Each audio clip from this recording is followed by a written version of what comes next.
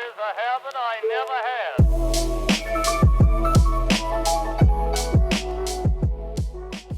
What up, hooligans? It's Jennifer, and welcome back to Osos. Can you see that? Welcome back to SOS. I guess that's pretty accurate to this year, honestly. I didn't even realize it said just SOS. Anyway, today is a different type of video. I have a different type of setup. I'm in my wicker chair. Can you hear the creaking? That may come to be very annoying throughout the video, but I'm very comfortable, so like, kinda just deal with it. I'm sorry. Anyway, today I decided I want to get a little bit more personal with you guys. I've never done a video like this before. I've done Q&As in the past, but I feel like I've never really gotten super personal because like being open and like vulnerable and whatever is very hard for me. I'm not a feelings person. Like, I don't like to have emotions. Like, if I could be a robot, like I would choose to be a robot. But anyway, I asked you guys, I feel like we're already off to a bad start. So I got you guys to send in some questions on my Instagram. Let's get started. I got a bunch of questions about whether or not I am currently in a relationship, if I have a boyfriend. The answer is I don't have a boyfriend and I've never been in a relationship before. I think this is something that I used to be super insecure about. I thought that like something was wrong with me. I was like, am I gross? Like, am I stupid or ugly or like what's wrong with me? And just comparing myself to other people. I think the peak of this insecurity was probably 2 years ago. And you know how everyone tells you like, love yourself first and then you'll be able to love someone or someone will be able to love you. And at that point, I was like, I feel like I have gotten to the point where I love myself and still nobody wants me. So I'm like, I revert back to I don't love myself anymore because nobody likes me. I hope that makes sense. It was just like a whole bunch of like insecurities playing into each other. I think everyone goes at their own pace, and like I'm 22 years old, never been in a relationship. It's totally fine. It's totally cool. Like, everyone has their own timeline. If you're not ready, you're not ready. Like, that's how I see it. I guess the short answer is I don't have a boyfriend. Did you ask for this whole explanation? No, but I gave it to you anyway. I guess what did help me was just like going on dates and like being on dating apps and actually talking to people. I feel like I could make a whole video about just like relationships and boys and like dating and stuff. So let me know if you want to see something like that. I also got asked if I support the LGBTQ+ community, and of course, like, why wouldn't I support someone who wants to be themselves and just like love whoever they love? Honestly, it's 2020, we accept everybody. Live the way that you want to live, and we shouldn't judge people for it. Unless it's like murder, because like we do not stand murder. Anyway, next question. Okay, so I got a ton of questions about my first kiss. I had my first kiss when I was 19, which by societal standards, I feel like is really late, but like we've already established like screw societal standards. However, I will say not having had my first kiss was something that I was so insecure about, and it definitely played into like societal standards and that kind of stuff, because no one in my life was saying like, hey, how come you haven't had your first kiss? Like, what's wrong with you? It's this like invisible presence and pressure. And for me, when people were telling me like, oh, it'll happen when it happens, like everyone is on their own timeline, like I genuinely like wanted to smack people because I was like, well, you can't say anything because you've already experienced it, like you can't relate to me. But I will say that it's true. Like, I think a lot of my insecurity was thinking that I wasn't good enough for someone to want to kiss me, but like that literally was not true. I just like built it up in my head that like I was gross and like unlikable. And trust me, if you wanted to just get your first kiss over with, you would be able to find some rando willing to kiss you, but you can also wait until you're comfortable and do it with the right person. I don't know, I always like built up this elaborate story and fantasy of like how it would happen, how the boy would ask me, and how we'd get into a relationship, and like all these like magical things. But I'm also a huge perfectionist, and I think that tied into it as well. So honestly, I just decided, screw it, I'm gonna kiss a rando boy. So basically, my first kiss was when I was 19 with some rando boy that I just met that night at a club. There it is. Honestly, I wanted it to be with someone that I didn't know because I didn't want the consequences of it being awkward after. Like, what if it was a bad kiss and like maybe we have to talk after? I just wanted it to be like an experience that I could isolate and like put in a certain box in my head. That's what happened. It was gross, it was sloppy, it was wet. It felt like a dog was licking me, and it just felt like wet meat. Like, I know it sounds gross, but like that's what it felt like. It was not fun, to say the least. But at the end of the day, I was was proud of myself, which I feel like is like a weird thing to say, but I just have issues with physical touch. Physical touch is like my lowest love language. So I think that was something that took a lot of courage for me to do. And so in that way, I'm proud of myself. At the end of the day, I did not feel like a changed person. I was like, okay, that's literally not a big deal. Even though I just like kissed a rando stranger, I was comfortable with it. And that was the right time for me. It wasn't what I had dreamed of, but the first kiss doesn't have to be some magical thing. It's not the end of the world. How did you clear your skin? My skin was like kind of bad 1 to 2 years ago. It wasn't, honestly, it wasn't the worst, but it was the worst skin that I'd had. I just had like a bunch of texture on my forehead and like around my nose and like chin area. And honestly, what helped my skin was Curology. Not sponsored at all, but my skin is like pretty clear. Let's talk about insecurities. I could do a whole video about this. I used to be a lot more insecure a couple years ago, and I don't really know what has made me less insecure. I think it just comes with time and growing out of teenagehood, and it's completely normal to be insecure about things. Everyone has insecurities. I think a lot of my physical insecurities had to do with being Asian, growing up in Western society, and it's like something that you can't really change. And so I've gone through a bunch of periods and phases of like wanting to have plastic surgery, like wanting to get double eyelids and like wanting to get a nose job and like higher cheekbones and having a sharper jawline. But a lot of my insecurities also did not have to do with race. Like just I have like weird ears and some body things. It's like so stupid to me now that I ever was insecure about those things, because I look back and I'm like, I wish I had my body back then. And I feel like it's always a cycle of like,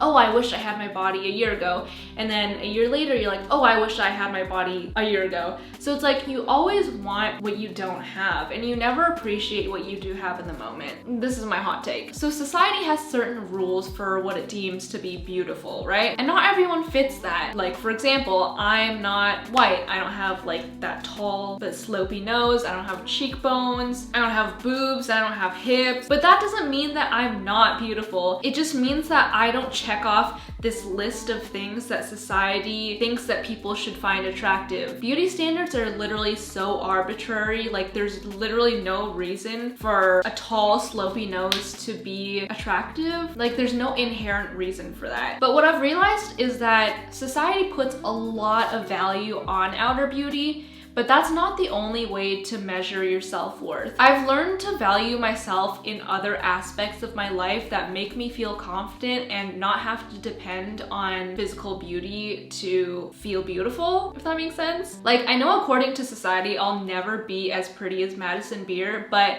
I'm okay with that because I know that I am creative, I make good videos, I can go a whole day without drinking water. I'm good at math. Like, there are other Are those good examples? I don't know, I just have other strengths that I can use to value myself. I think over the years and with time, I've just come to accept that everyone just looks different, but it doesn't mean that just because you look different, you're less beautiful. Like, obviously, would it be great to look like Madison Beer? Yes, of course. I would love to look like Madison Beer, but at the end of the day, like, I don't look like her and I never will. So for me, it's like, there's no point in fixating on the fact that I don't look like her. The next question is, when's the last time you cried? I honestly don't remember. I hate crying. If I could have no emotions, I would choose to have no emotions. When I cry, I ugly cry. Like, I'm not one of those like one tear, like, ooh, like, let me just wipe this away. No, that does not happen for me. I'm okay with crying for movies and stuff that's like not actually my life. But when it comes to my life, if I feel like my eyes are welling up, I will do anything in my power to stop that ish. No tears left to cry because there are no tears. It makes me feel so weak. And I know crying is something that's like super normal and like it happens to everyone, but it just makes me feel so powerless. But that's something that I'm trying to work on. Do you regret dropping out of college? This is a loaded question. I think I go through waves of regret and then non-regret. I think currently I'm going through a phase of non-regret. Like, it's been a really, really intense journey, I will tell you that. And I think a lot of the reason why my mental health was like at an all-time low for quite a while was because of thinking about this and like debating whether or not I made the right decision. A lot of the regret has to do with socially honestly, I'm very isolated now. Like, I work by myself, for myself every single day, and I don't see anyone else. I missed having like a community of people around me who were working towards the same goals, who had the same struggles as me, who were all going to classes. It was just like, we're all in this together type of feel. I also felt like I was getting dumber after I left school. Just not being intellectually stimulated was like hitting me really, really hard, and I didn't really think that it would. I honestly just missed being normal. It felt like it would be easier to be in school again. I know that it's definitely like a grass is greener on the other side type of thing, because I know that if I went back to school, I would be miserable. At least if I went back to school at NYU. So the short answer is I definitely have regretted dropping out. The next question is, has anyone ever been racist to you? I also could do a whole video about this, just like growing up Asian and being Asian in the influencer world and just like racist experiences. Funny story. I mean, maybe not funny. My next song is actually about racism and misogyny. I have gotten compared to every single other Asian in media imaginable. I have gotten a Mulan comparison on every single video that I've ever posted. I get compared to Lana Condor a lot. I've even gotten Chloe Ting. Like, we look nothing alike, and I feel like people just see that you're Asian and that's all that they see. Unfortunately, I have had to deal with a lot of racism, especially recently with COVID-19, but honestly, it's not that, well, I don't know. I've never had to fear my life or anything, so it's, in my mind, it's like not that big of a deal, but it's still, I don't know, it just sucks. Can you tell us what you went through when you went on a YouTube break? I don't know if you guys remember, but I went on like a month-long break in March. At that point, I was going through like pretty severe burnout. I was dealing with it for probably like a year to like 2 years, but I kind of just was like pushing through it, and I was like, oh, it's fine. I'll just like keep working, and it's just a rough patch. Like, I just need to keep working and working, and then I'll just like forget about it. So what kind of was a clue for me was when I was filming my DIY embroidery video in November. I was like crying, like bawling, crying, filming that video like while embroidering. I was like, it's fine, like I could just like stop crying, like you're fine, you're fine, you're fine. I like did not enjoy making videos at that point, and I didn't realize it at the time, but I was like depressed. And I don't like talking about it, not because I'm embarrassed or anything. Honestly, I feel like there's way less of a stigma around it nowadays. I don't know, it's just like uncomfortable for me to like put myself back into that mindset. I don't want that to be like the immediate thing that people think of when they look at me. So I just like don't want to make it that big of a deal. When I was going through it, I didn't even know that I was depressed. And I was like, no, like I'm fine. I'm just like, it's fine. In reality, I was like staying in bed every single day, like the entire day. I wasn't talking to anyone. If people would message me, I would ignore them, would not call people. Like, I was just like crying all day for like weeks on end, and I was like, it's fine. Like, this is just, I don't know why I thought it was fine. I was kind of like numb at the time. Like, I didn't even really feel sad. It was just, I just like had, it was just nothing. Like, I felt nothing. So that's why I was just like super unmotivated, and I just like didn't want to do anything. In my mind, it wasn't that big of a deal, like compared to what other people go through. And I know you're not supposed to like compare to other people, but like I just look at people who are dealing with a lot more, and I'm like, it feels so stupid that I'm even complaining because it could be a lot worse. I think what got me through it was just like time, and also I started going to therapy. Woo! I think everyone should go to therapy. I feel very lucky to be able to afford therapy, but if you guys have the option to go to therapy, I would highly recommend it. Thoughts on patriarchy? Overthrow the patriarchy. No, but for real, it makes sense why the patriarchy exists. Like, historically, it has always been the man providing for the woman stays at home, is the homemaker type of thing. I support women being the bread maker. Wait, no, not the bread maker, the breadwinner. I think it's so cool when women are the breadwinners, they are bosses, CEOs, but I also think that it's totally fine if women want to be a stay-at-home mom, take care of the kids, clean the house kind of stuff, because that is a full-time job. Like, I don't think we should shame people for wanting that, to have that like traditional lifestyle. I think do whatever you want, different things work for different people. Were your parents against you doing YouTube when you first started? Very much. They were like, what are you doing with this camera? Why are you uploading videos to the internet? You should be studying, you should be doing homework. It was like a really strenuous time in my life, but I also understand from their point of view. They are immigrants. They want me to have a good life, a stable job. They want me to go to university. In order to go to university, you need good grades. When I started making money from YouTube, that is when they started to ease off of being so strict about it. So yeah, having traditional Asian parents, it's very hard to like do certain things that are against the grain. Now they're super supportive. My dad's my biggest fan. What is the meaning behind talking loud? Basically, if you watch that video, it's blue and red and the message is like very clear in that color scheme. I wrote the song inspired by the presidential election of 2016.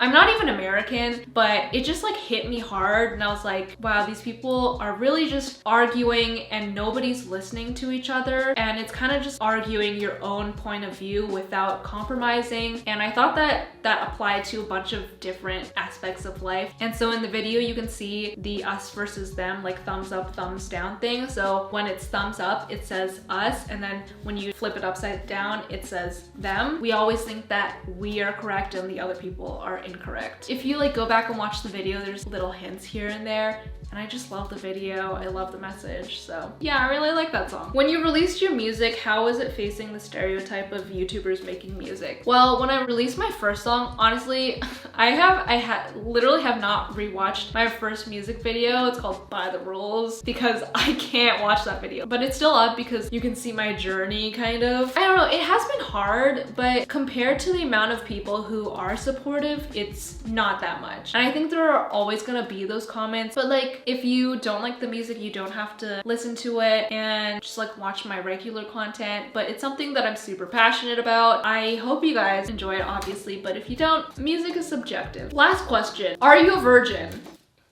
I'm actually a Gemini. All right, I feel like I've literally been talking for like 2 hours, but I hope you guys enjoyed this video and hope you guys got to know me a little bit better. And also let me know if you guys want to see more in-depth videos about any of the topics that I talked about. Yeah, I'm nervous to post this video, but like, I'm fine. You're fine, we're all fine, we're all chilling. But yeah, shout out of the week is right here. That is pretty much it. I will see you guys next time. Bye!